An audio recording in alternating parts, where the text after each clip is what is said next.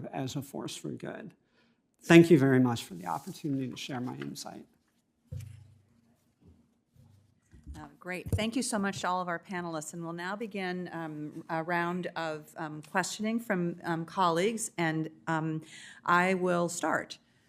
So each of you, it seems to me, are highlighting both the opportunities and also the risks of AI. And but I'm struck by how, I guess I want to dive in a little bit more into how we know that AI used in housing could pose significant risks, but I'm wondering if you could talk a bit more about what the beneficial applications for AI might be. Let's say, just take, for example, a goal of figuring out how to increase home ownership amongst traditionally, people who've been traditionally unable to buy their own home.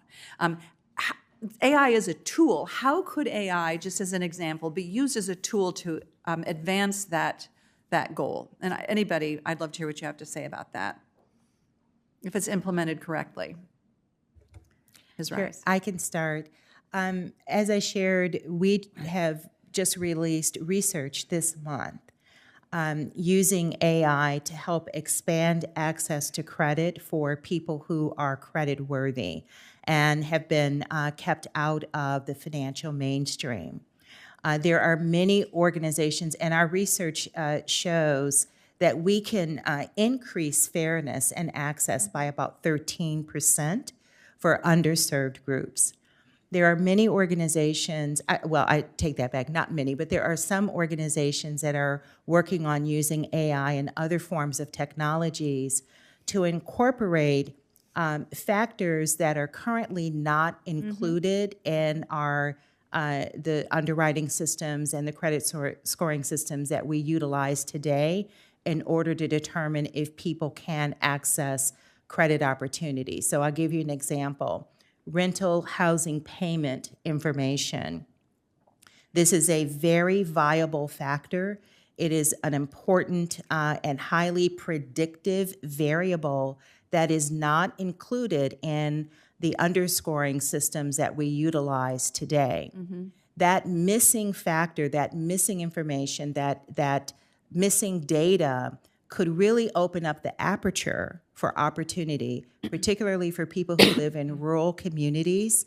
As I stated before, the CFPB's research and other research shows that people in rural areas have disproportionately lower credit scores, not because they're less credit worthy, but because they don't have access to the mainstream financial services that regularly report positive data to the credit repositories. So if you access credit outside the financial mainstream, using rental housing payment information can really increase access to affordable credit opportunities. So because it is, if AI is including sort of better information, less biased information, potentially information that isn't included in regular decision making, you could actually have a net positive impact on the fairness of the system.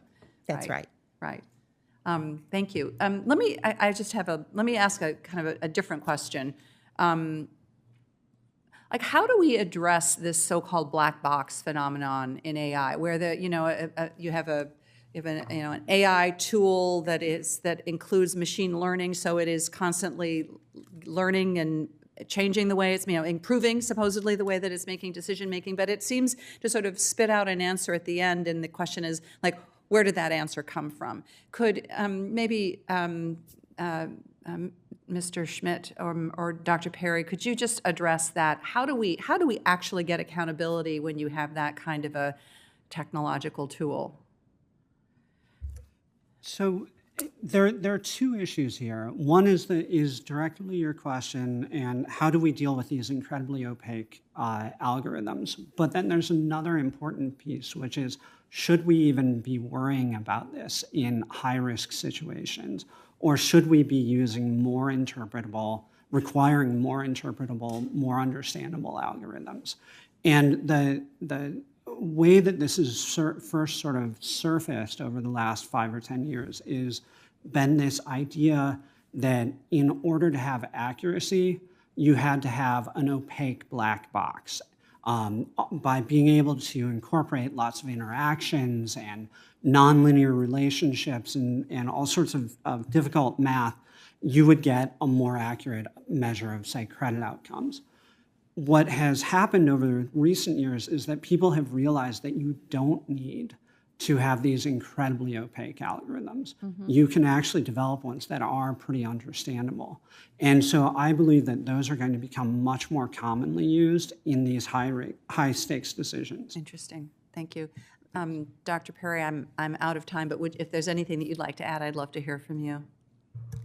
Just wanted to add that because these models are dynamic, they change often. The question is, which version of a model even would you scrutinize or monitor? Yeah, thank you.